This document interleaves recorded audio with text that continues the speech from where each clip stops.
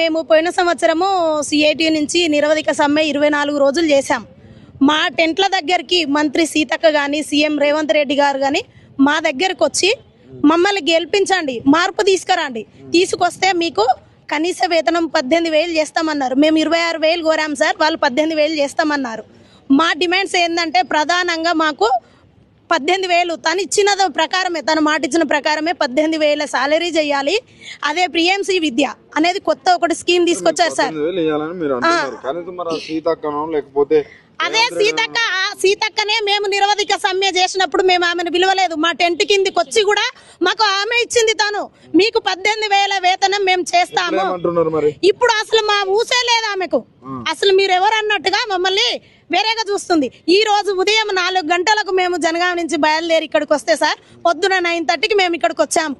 మేము ఈ పక్క వస్తే ఆ పక్క, ఆ పక్క వస్తే ఈ పక్క, పోలీసు వాళ్ళు మా వెంట ఇటు అటు చేసిండ్రు. మమ్మల్ని మధ్యాహ్నం 1 గంటకి ఎక్కించిండ్రు సార్ వ్యాను.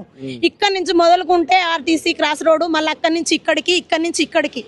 కనీసం ఒక 60 సంవత్సరాలు నిండిన వృద్ధులు ఉన్నారని చూడకుండా కూడా, మాకు కనీసం మంచినీళ్ళ వసతి లేకుండా కూడా మమ్మల్ని ఒక పిచ్చోళ్ళ లాగా దింపుతున్నారు వీళ్ళు.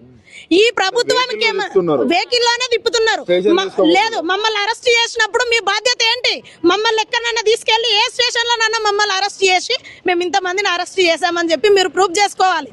మమ్మల్ని అక్రమంగా నీళ్లు లేకుండా కనీసం వాష్రూమ్కి వెళ్లకుండా కూడా మమ్మల్ని వ్యాన్ లోనే నిర్బంధంగా బంధిస్తే డోర్లు తన్నుకొని మేము బయటకు వచ్చినాం. ఇప్పుడు ఇంత అక్రమంగా పోలీసులు మా మీద దౌర్జన్యం చేస్తున్నారు. ఏం చెప్తారు రేవంత్ రెడ్డికి?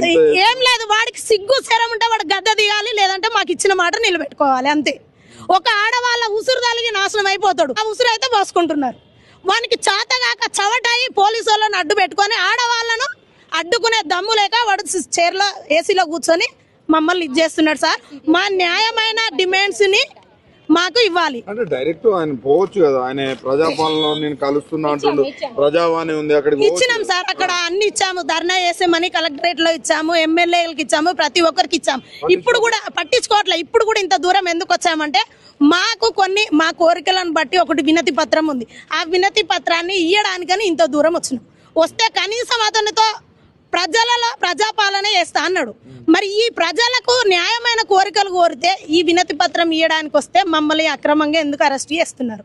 ముందస్తు అరెస్టులు, ఇప్పుడు మా లీడర్లు, రాష్ట్ర నాయకులు, జిల్లా నాయకులు మొత్తం